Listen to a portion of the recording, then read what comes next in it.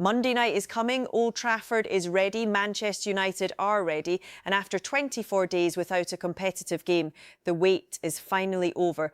It is now clear that this is not just another match on the calendar. The return of Manchester United against Leeds United on April 13th carries real weight. It carries the weight of a club that has been through turmoil, transition, and now, under Michael Carrick, is beginning to show signs of genuine life again. The situation is one that every Manchester United supporter has been waiting for.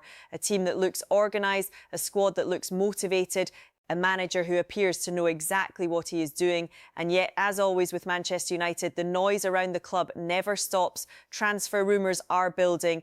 Squad decisions are being debated. A legendary figure is criticising one of the most important players at the club.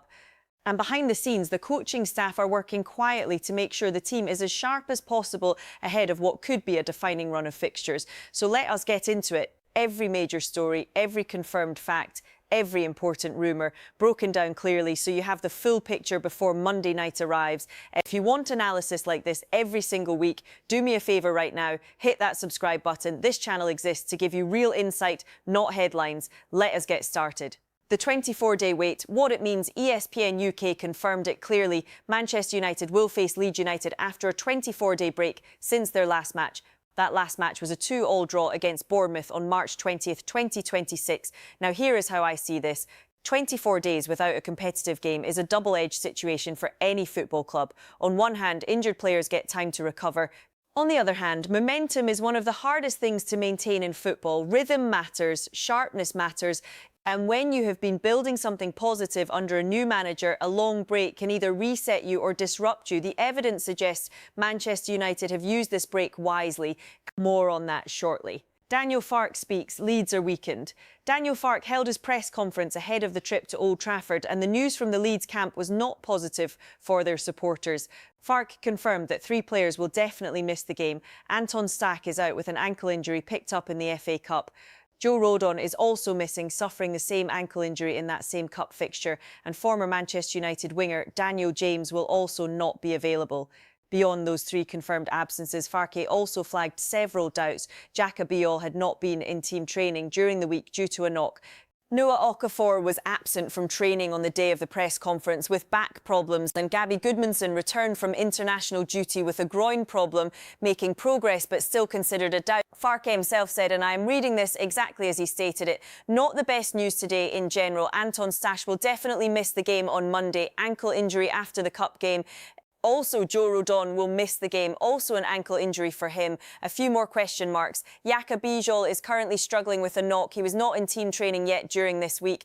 Noah Okafor today, not in team training, is struggling with some back problems. Also question mark behind his availability. Gabby Goodmanson has made some progress, came back with some light groin problems after the international game, so he is making light progress, but all 3 of them are doubts. So if you would play the game already tomorrow, then all 3 would not be available. We have a bit more time, and I am hopeful that I have all 3 of them also ready. Let me break this down for you. Leeds are travelling to Old Trafford already short of key personnel. Rodon was a defensive cornerstone. Stach is important in midfield. And Daniel James, whatever your opinion of him, brings pace and directness. Losing all 3 confirmed starters before a game at Old Trafford is a significant blow, and with 3 more players in doubt, Daniel Farke faces a real selection headache. Manchester United will know this, and they should be looking to exploit it from the very first minute. Also worth noting, in the last 5 competitive meetings between these 2 clubs, Manchester United are unbeaten, 3 wins and 2 draws. The most recent meeting at Ellen Road in January ended 1-1, and that also happened to be Ruben Amorim's final game as United head coach. There is a symbolic importance to this fixture that goes beyond just 3 points. Daniel Farke praises Michael Carrick. The Simply United account shared a quote from Daniel Farke on Michael Carrick that is worth examining carefully. Farke said, and again I am reading this as stated, Michael has played top level, played with world-class players, won trophies, experience has helped, always liked his work. Once we crossed paths at Middlesbrough, his teams play with confidence, offensive movements, gives them a lot of freedom, offensive-minded, suits a team with many top players and players full of potential. No coincidence, he has had top results. Now here is what this really means. When an opposing manager speaks about your coach before a match, you tend to pay attention. Farke is not a man who hands out empty compliments. He is precise, he is experienced, and his praise for Carrick feels genuine and specific. He is talking about Carrick's playing career, his tactical approach, his work at Middlesbrough, and the freedom he gives his players. That is a detailed and thoughtful assessment, and it tells us something important. The rest of the league has noticed what is happening at Manchester United under Michael Carrick. Lisandro Martinez returns and the intensity rises. The Simply United account also reported something that United supporters will have been very happy to hear. Manchester United staff were delighted with the focus and application in training after more than 2 weeks without a game. And crucially, the intensity levels increased significantly following the return of Lisandro Martinez, who always brings an extra edge to sessions. A photograph of Martinez in the gym was shared alongside this report, showing him smiling and clearly in good physical condition. Let me give you my honest take on this. Lisandro Martinez is not just a footballer, he is a standard setter. When he is in a training session, everyone around him has to raise their level. That is the kind of personality and character that wins matches. The fact that the coaching staff specifically noted his return as a reason for increased intensity tells you everything you need to know about the role he plays at this club. Not just on match day, but in the day-to-day environment. He has not played since early February. He has been through an injury period, but he is back. And if he is ready to start against Leeds, that is a massive boost for Manchester United's defensive organisation. Paul Scholes will not change his mind on Martinez. Now let us talk about the controversy that continues to surround this player. Paul Scholes has doubled down on his criticism of Lisandro Martinez, and he has done so at a particularly sensitive time right as the defender is preparing to return from injury. Back in January, Scholes and Nicky Butt predicted that Erling Haaland would dominate Martinez in the Manchester derby. That prediction was spectacularly wrong. Martinez shut Haaland down completely. Manchester United won 2-0. Martinez emerged from that match with enormous credit and Scholes emerged from it looking rather foolish. But rather than stepping back, Scholes has continued. On a recent podcast appearance, he admitted, when he was playing, I thought he was really good. However, he then went on to argue that Manchester United need better players in defence if they are to win top trophies. His exact words were, now, when I am talking about one of four, you talk about Maguire and De Ligt with a Martinez. I do not think he suits them. I think they need somebody more dominant, more quicker, more stronger, better. Just someone who just takes the ball and says, get out of my way, Jaap Stam, Rio Ferdinand. He can play football, but are you winning the Premier League and Champions League with him? I think every centre-half they have got, they need a better one next to him. Despite all of this, Scholes did say he would keep Martinez. He also said he would sell Lenny Yoro and Patrick Dorgo. Here is the part most people are missing on this entire situation. Paul Scholes is entitled to his opinion. He is a legendary player, but the pattern here is clear. He made a bold prediction about the derby. He was wrong. And rather than acknowledging that, he has shifted the goalposts. He now concedes Martinez plays well, but argues the standard around him is not high enough. That is a very different argument to the one he was making in January. Martinez has shown he can handle elite attackers. The facts on the pitch have spoken clearly. And as for the timing of these latest comments, coming just as Martinez is returning from injury, it feels unnecessary and counterproductive. Martinez himself showed his feelings about Scholes' previous criticism on social media. He is aware of what is being said. And every time he steps onto that pitch, he is answering with his performances. That is the most powerful response of all. Harry Maguire speaks his truth. Harry Maguire gave a series of interviews that were shared across multiple accounts, and they paint a picture of a player who has genuinely grown through adversity. On his difficult period at Manchester United, Maguire said, I think there are a lot of players who would want to maybe just close the book, go elsewhere and restart their career. I think it would probably have broken them a little bit earlier, but I would not change where I have been or what I have been through. It is part of the journey. It has definitely made me stronger and where I am today. He also made a bold statement about his own ability. He said, I still believe, even at my age, I am arguably one of the best defenders in the world in both boxes. I do not think that is in question, really, that I can be really effective later on in games, whether you are holding on to a lead or trying to chase a game. And on the squad in the upcoming summer, he said, we have had a great few months under the manager.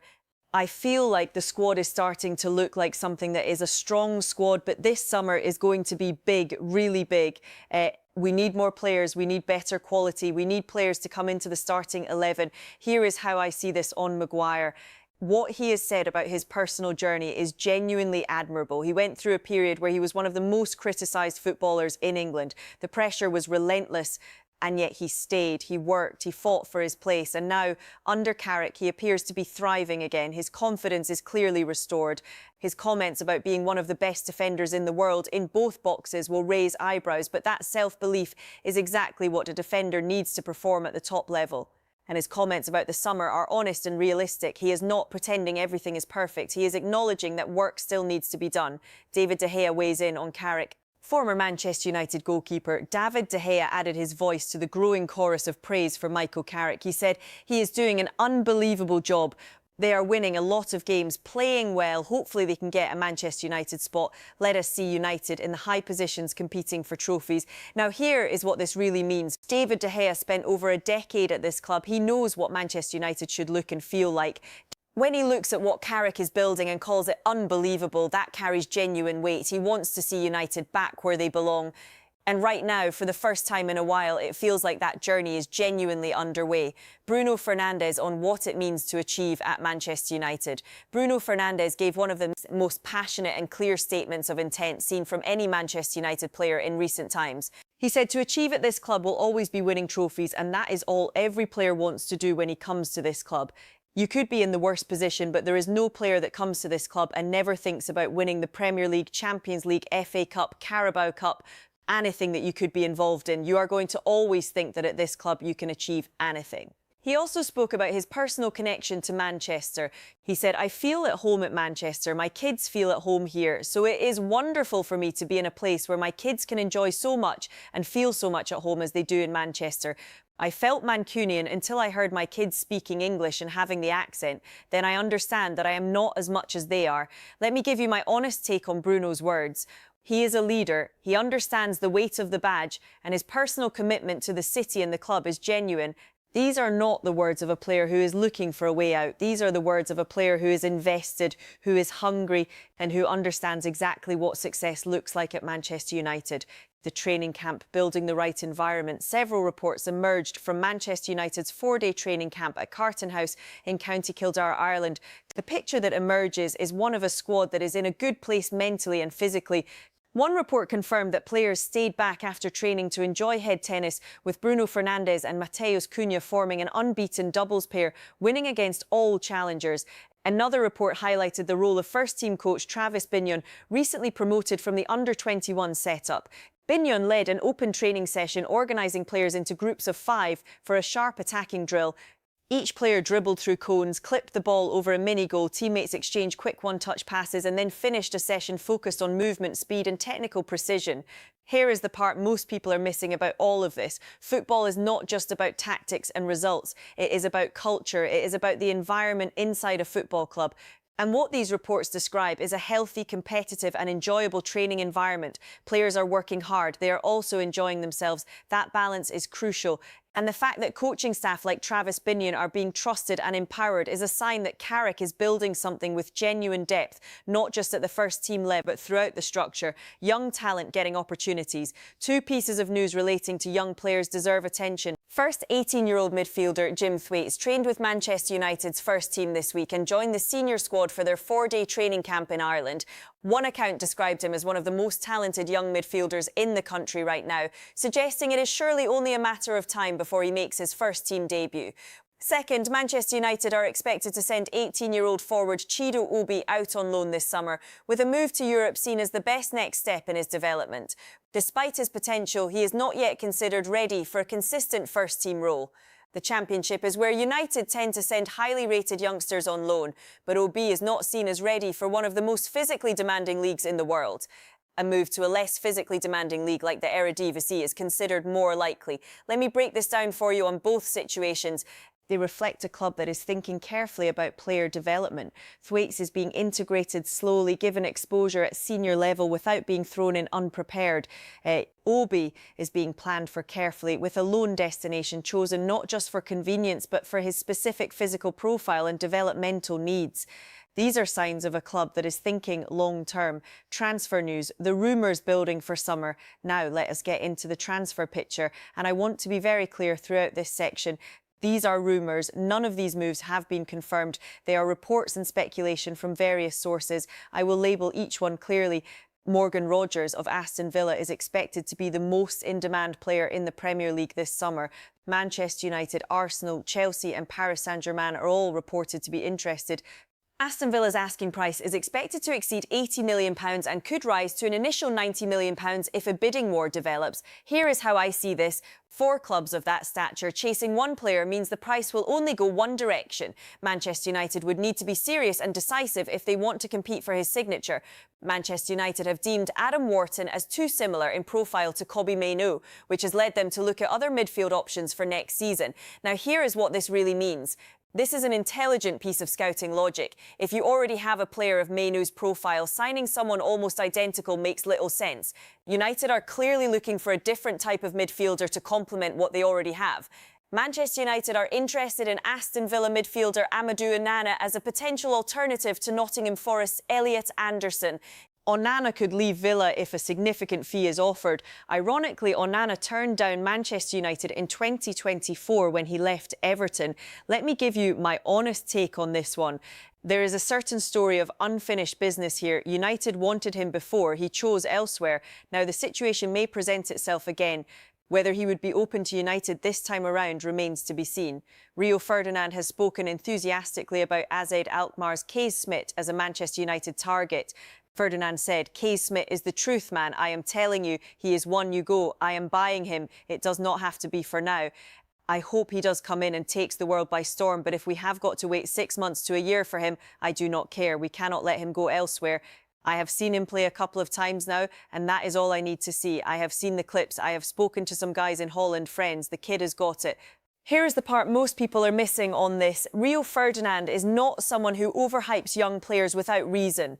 His passion for this particular prospect is striking. And the fact that he is willing to wait for the right moment rather than rush it shows a measured approach that United would do well to follow if they pursue this. If Manchester United cannot get Elliot Anderson and do not want to bid as high for Sandro Tonali, then Brighton's Carlos Baleba could emerge as a more marketable opportunity in late April or early May. This was the assessment of journalist Ben Jacobs. Let me break this down for you. Baleba is an interesting alternative. He is physical, dynamic and has been impressive for Brighton. If the top targets prove too expensive or unavailable, he represents a credible plan B on Bruno Guimaraes of Newcastle United. Ben Jacobs reported that age is one factor working against pursuing the player, and in addition to that, the valuation set by Newcastle is still very high. Manchester United held a meeting with the camp of Bruno Guimaraes, but it has not led to anything further in terms of suggestions that they are going to enter the race for him. Here is how I see this one. This appears to be cooling. The obstacles are significant: age, price and Newcastle's reluctance to sell. United may decide their resources are better spent elsewhere. Manuel Ugarte set to leave, according to Fabrizio Romano, as shared by the Stretford End account. Manuel Ugarte is now set to leave Manchester United. The club is actively offering the midfielder to several Italian sides, including Juventus. Ugarte had also been proposed to Napoli back in the summer of 2025, but the Serie A club opted not to pursue a deal at that time. Now, here is what this really means.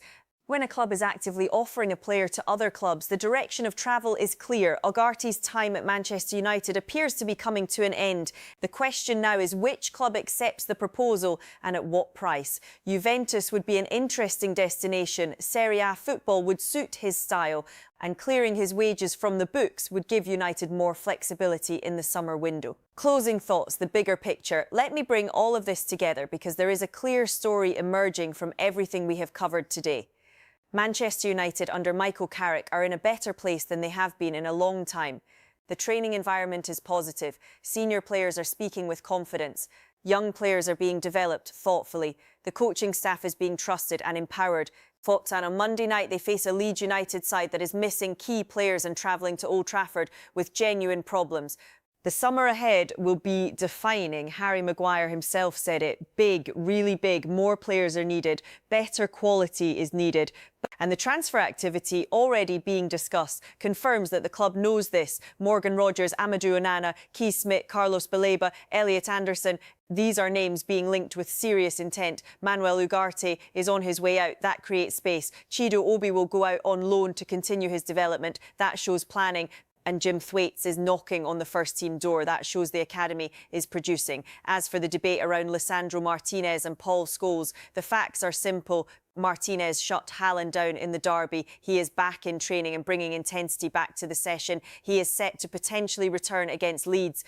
And Scholes, for all his legendary status, predicted Martinez would be exposed and was proven wrong. The pitch has already given its verdict. Monday night at Old Trafford will tell us a great deal about where this Manchester United team really is. The break is over, the preparation has been good, the opposition is weak. And a squad full of players who have spoken all week about ambition, trophies and belief will step out under the lights. The situation is clear. Manchester United have something to build on. The question now is whether they can deliver when it matters most. This has been Emma United Analyst. If you made it to the end of this video, thank you. Hit that subscribe button, leave a comment below with your prediction for Monday night, and I will see you in the next one.